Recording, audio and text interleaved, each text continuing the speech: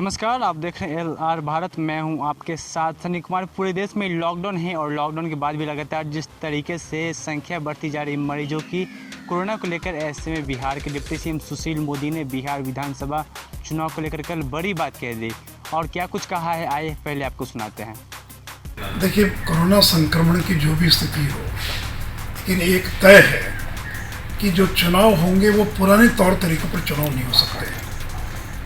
बिहार के अंदर हेलीकॉप्टर से नेता लोगों का दौरा होता था, बड़ी बड़ी सभाएं होती थी, तो मुझे वो तो दूर दूर तक नहीं दिखाई पड़ता कि अगले साल 1.5 साल हिंदुस्तान के अंदर कोई हेलीकॉप्टर्स की मीटिंग हो पाएगी, बड़ी बड़ी रैलीज हो पाएगी।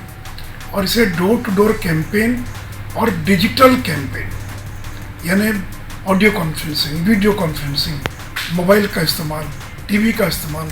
बिहार के अंदर घर घर टीवी पहुंच चुका है।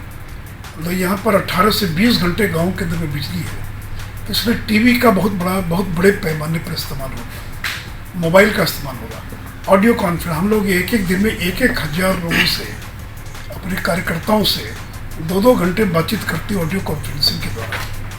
इसलिए video conferencing, audio conferencing, zoom, इस तरह के और जो भी प्लेटफॉर्म्स हैं, तो यानी अगला चुनाव जब भी होगा वो डिजिटल चुनाव होगा, डिजिटल कैंपेन होगा। पुराने तौर तरीके एकदम बदल जाएंगे, नए तरीके का चुनाव होगा। तो आपको नहीं लगता है कि कोरोना पोस्ट जो भी चुनाव होंगे वो भी याद रखे जाएंगे कि कैसे लोग हेलीकॉप्टर का इस्तेमाल नहीं कर पाए, सब कुछ रहते हुए भी आधुनिक तकनीक के ज़रिए ही लोगों तक पहुंचेंगे? तो रैलियां जब नहीं होंगी तो कितना मिस करेंगे? इस वही का देखिए, हम लोग को तो 20-25 साल हो गया कि हेलीकॉप्टर के द्वारा जाना, बड़ी बड़ी सभाएँ करना, तो ज़रूर वो तो हम लोग उसको तो मिस करेंगे। उसकी याद हमेशा बनी रहेगी कि अगर कोरोना नहीं होता तो हेलीकॉप्टर से जाते, बड़ी बड़ी सभाएं करते, लोगों से मिलते। लेकिन पूरी दुनिया बदल गई है और एक नई दुनिया पोस्ट कोरोना जो है, और इस नई दुनिया का नए तरीके का चुनाव होगा। आगे आने वाले दिनों में ये भी हो सकता है कि लोगों को मतदान केंद्र पर जाकर वोटिंग करने की जरूरत है, घर बैठे भी वो और इलेक्ट्रॉनिक तरीके से वोटिंग कर सकें।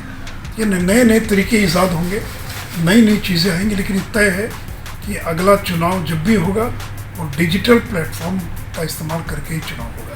देखिए, बहुत बड़ी चुनौती है ये, और मुझे पता नहीं कैसे इसे निपटा जाएगा, क्योंकि इतनी गालियाँ, इतनी अभद्रता, इतनी, यानी सोशल मीडिया का जितने बड़े पैमाने पर दुरुपयोग हो रहा है। ये तो उनके जो आविष्कारक हैं, फेसबुक, ट्विटर, जिन लोगों ने उसका आविष्कार किया, जिनको आज जो लोग चला रहे हैं, उनका दायित्व बनता है कि इस तरह की फेक न्यूज़ और इस तरह की चीज़ों को और कैसे रोका जाए। यानी जिसको जो मन में आता है वो लिख देता है।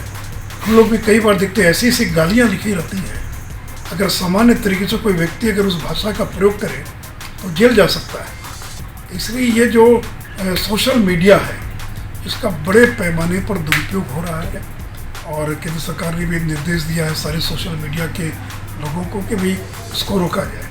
लेकिन जातीय तनाव, सांप्रदायिक तनाव, विद्वेष, फेक न्यूज़, और लोग उस पर भरोसा करने लग जाते हैं। मैंने ये, इसलिए आगे आने वाले दिनों में फेक न्यूज़ एक बहुत बड़ी चुनौती है, और जिसका मुकाबला सभी लोगों को मिलकर करना होगा। नहीं, देखिए, निश्चित तौर पर बीजेपी डिजिटल प्लेटफॉर्म का इस्तेमाल करने में बाकी सभी दलों से अग्रणी है, और निश्चित तौर पर इसका फ़ायदा हमको मिलेगा चुनाव के अंदर। देखिए, वोटर्स को रिझाने का तो वही सारा तरीका है। जैसे मैंने कहा कि टीवी है, ऑडियो कॉन्फ्रेंसिंग, वीडियो कॉन्फ्रेंस, ये जो सारे डिजिटल जो सारे माध्यम, तो ज़्यादा जो बढ़िया स्लोगन्स लिखेगा, ज़्यादा जो अच्छे, देखिए, केवल स्लोगन पर ही अगर वोट मिलता और सरकारें बन जाती तो बहुत लोग सरकार में आ गए थे। वोट तो मिलता काम पर, और आपने अगर 5 साल जो काम किया उसकी फसल के रूप में आपको वोट मिलता है, उसके मुआवजे के रूप में, या लोग उसको कॉम्पनसेट करते कि अपने काम मजदूरी के रूप में वोट मिलता है। इसलिए केवल आपने बढ़िया विज्ञापन दे दिया या बढ़िया नारा गढ़ दिया, अगर नारा गढ़ने पर ही चुनाव जीता जाता तो यूपी के अंदर तो बड़े बड़े रणनीतिकार गए थे, क्यों नहीं कांग्रेस को जिता पाए जो है। तो इसलिए देखिए, नारे और केवल प्रचार से कोई चुनाव नहीं जीत सकता है।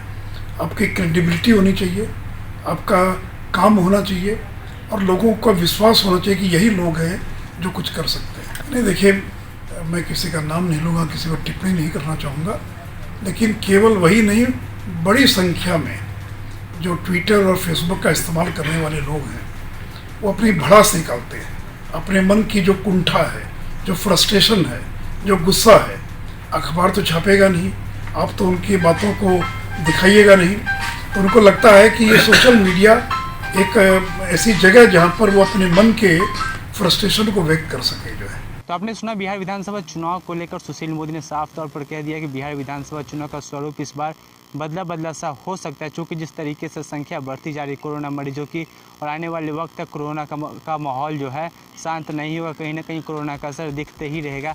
ऐसे में ऑनलाइन वोटिंग की प्रक्रिया हो सकती है और जिस तरीके से हेलीकॉप्टर से चुनाव में रैलियां होती है, सभाएं होती है, उस तरीके की चीज़ें नहीं हो पाएंगी। हमसे जुड़े रहने के लिए हमारे चैनल को लाइक, सब्सक्राइब और शेयर करना ना भूलें और बेल आइकन जरूर दबाएं। धन्यवाद।